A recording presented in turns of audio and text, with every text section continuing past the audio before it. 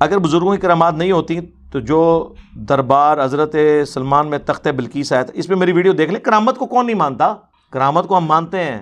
اس کا تعلق دعا کے ساتھ ہے، کوئی کر کے نہیں دکھا سکتا. اور یہ تخت بلقیس والی ایک ایکسیپشن ہے. یہ اس زمانے میں ایک وقت میں ایک زیادہ پیغمبر بھی ہوتے تھے، فرشتے اور جنات بھی انبیاء کی صحبت میں ہوتے تھے. اور اس کے اینڈ پہ ہے ھذا من فضل ربی، سلیمان علیہ السلام نے.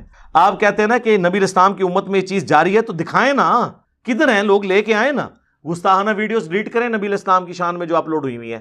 اس طرح نہیں ہوتا میرے بھائی، کوئی کر کے کچھ بھی نہیں دکھا سکتا.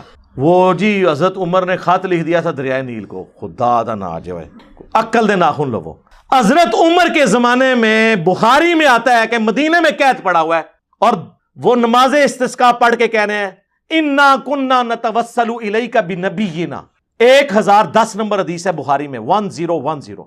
اے اللہ، پہلے ہم تیرے نبی کے وسیلے سے تیرے پاس آتے تھے دعا کرنے کے لیے. اب ہم تیرے نبی کے چچا عباس بن عبد المطلب کو لے کے آئے ہیں، ان کی دعا کی برکت سے بارش نازل کر دے. انس بن مالک کہتے ہیں جب حضرت عباس دعا کرواتے تو بارش ہو جاتی. یار تسی کہندے ہو دریا نیل نو خط لکھیا چوتھے محلے، اوتھے ہی خط لکھ کے ایک بدلے سٹ دے رہے ہیں حضرت عمر. ہائے ہائے ہائے ہائے ہائے نا، پرانے فرقے، پرانی کہانیاں، پرانے بزرگ.